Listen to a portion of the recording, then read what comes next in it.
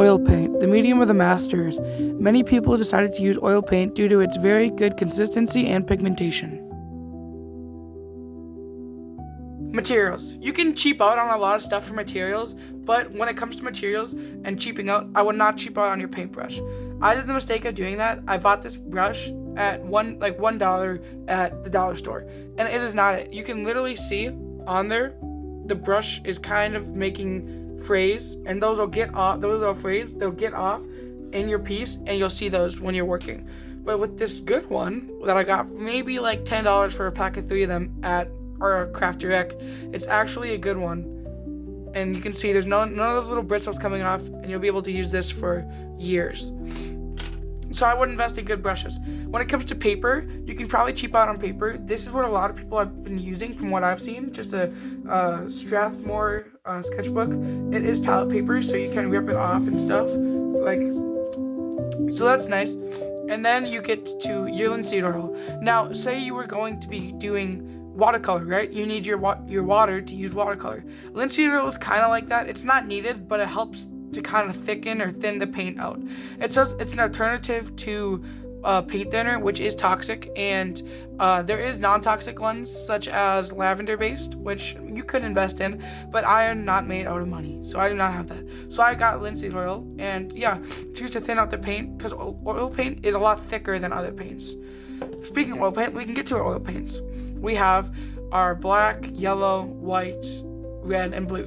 Now, I have lots of other colors, but when it comes to actually oil painting, what I do is I tend to just use these 5 different colors, because you have your primaries that you can use to mix any color, and you have your white and black, which you can use to lighten or dark a lot more easier. So you have these, and these were not expensive at all. These were like $20 for 10 of them, I'd say. And that's probably all you need. And these oil paints will last you forever. Because if you didn't know, oil paints actually are wet for a long time. So that's nice. And then coming down to our last item, we have a silicone mat. Now this is not needed, but I like to use it because when you tend to use oil paints, they tend to bleed. Like, let me go to this one page. On here, I just did a piece with oil painting the other day, right? And you can see this was part of the time I didn't use the silicone mat I started on. You can kind of see the little oil stains, and you don't want that on all your pieces. So you can take your silicone mat and you lay it down on the part you're working on so it doesn't bleed. Now I use this for markers and plenty of other stuff. Whenever I'm wanting to use markers, oil paint, anything that's going to bleed, I use this to protect the paper. And that helps my paper last longer and keep my sketchbook looking cleaner. Alright, now we're on to technique. Now people have many other techniques for oil painting, right? There's people that just do thick paints, there's people that do thins, thick and thins, or you can do whatever you want. The thing about oil painting, it is really thick, and you can layer really well. But when it's thick, it does take a lot longer to dry. So it takes about 2 weeks for it to fully harden to the touch. Like this one I made yesterday. I'm touching it, it's still on my fingers. But we don't want that. So if I were you, I'd probably take about 2 weeks to let it sit. But for me, I actually kind of like that because when it's drying, I have it on my wall, right? And whenever I walk past it to go make my new art, I look at it and I'm like, oh, this could be touched up. And I have like 2 whole weeks to see, hey, I don't like this, I like this, and we can change that.